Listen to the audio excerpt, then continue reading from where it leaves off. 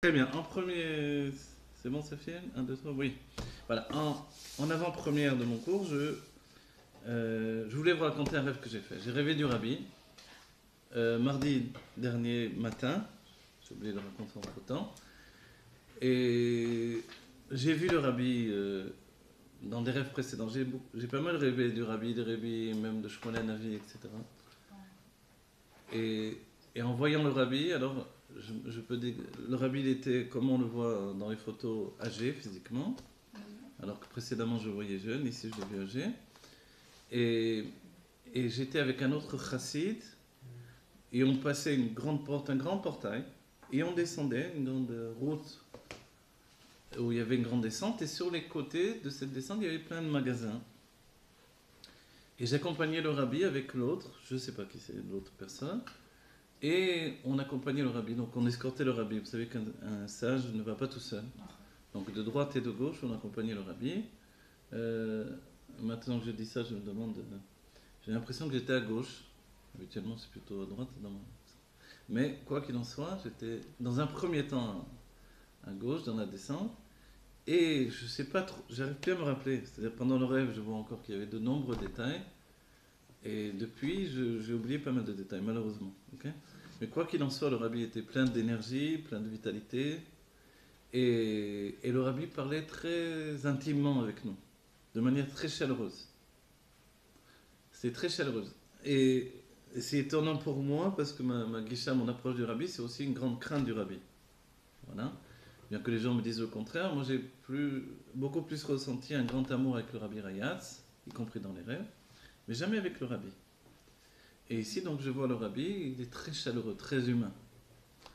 Et bon, je ne me rappelle pas ce qui se passe exactement, mais le rabbi descend cette pente-là, une grande route goudronnée, très large, et le rabbi discute à droite à gauche, etc.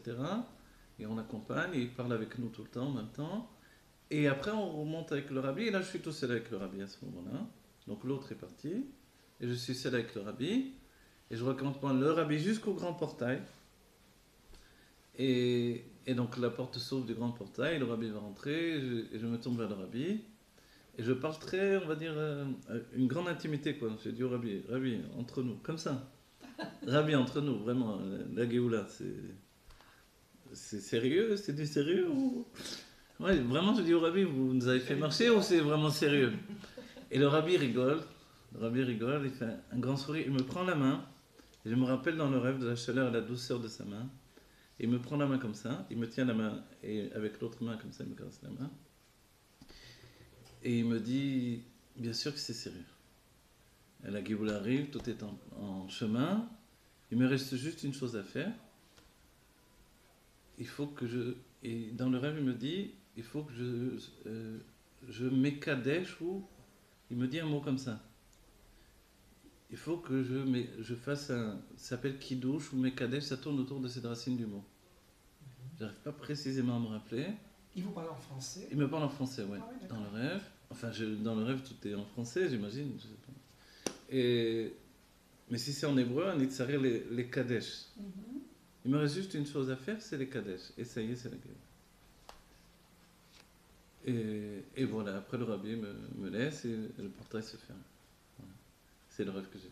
Qu'est-ce que vous comprenez de ce... Dans ce que je me souviens, bon, je vous ai exprimé la grande simplicité du rabbi et un sourire magnifique du rabbi. Vous avez le sourire qui vous remplit de chaleur. En plus, sa main très très chaude et douce. Et ce que j'ai ressenti très fort, c'est l'intimité avec le rabbi. C'est-à-dire cette intimité, comme le rabbi nous a dit, le yoetz, le conseiller, le rav, qui est proche de nous. Et dans cette intimité-là, c'est pour ça que je me suis permis de dire... Et le rabbi n'a pas pris mal, au contraire, il a ri, ça l'a fait rigoler. Et c'est vrai que j'ai parlé de mon cœur, quoi. Bon, après tout, tu nous as tellement chauffé, c'est du sérieux ou tu nous as fait marcher? Vous voyez, c'est comme ça que je lui ai parlé. Et, et donc, en fait, il dit que bien sûr, c'est sérieux, bien sûr, ça va arriver. Je dois juste les cadèches. Voilà, et quand il nous... Je ne sais pas, justement. Donc, il voulait Mais dire quoi? C'est ça la question. ce que je précise, c'est que le même jour, c'est-à-dire dans la nuit, enfin la journée qui a précédé, À Paris, un élève à moi s'est marié. Je ne savais pas que c'était la date exactement. Je n'avais pas fait le calcul parce qu'il m'avait dit la date en loisir, donc en profane, pas en hébreu. Et je ne savais pas que c'était ce même jour. Je me suis dit, peut-être c'est lié avec le mariage, certainement, d'un certain point de vue, puisque c'est fait là. Mais en même temps, dans le rêve, je n'avais pas cette idée-là, je vous le dis. Je me suis dit, le rabbi a quelque chose à faire, qui est de l'ordre de les Kadesh. Je ne sais pas qu'est-ce que ça veut dire, les Kadesh. Qu'est-ce qu'il faut. Les Kadesh, vous voyez en hébreu, c'est sanctifier quelque chose. Et ça, il n'y a que le rabbi qui peut vraiment savoir ce qu'il est en train de faire lui. Quoi qu'il en soit, j'ai ressenti que le rabbi est très occupé et qu'on m'a permis d'être un instant avec lui. Il a fait avec nous une visite et puis il repart faire son travail et puis c'est la Géoula. Amen. Voilà, c'est le rêve. Amen. Voilà, je ne l'interprète pas plus que ça. Ouais. Le mener où exactement? Je sais pas. Je sais pas. Derrière cette porte, il y a un autre univers en réalité. Voilà. Mais en même temps, j'ai pas eu la sensation que c'était la porte du ciel ou quelque chose comme ça.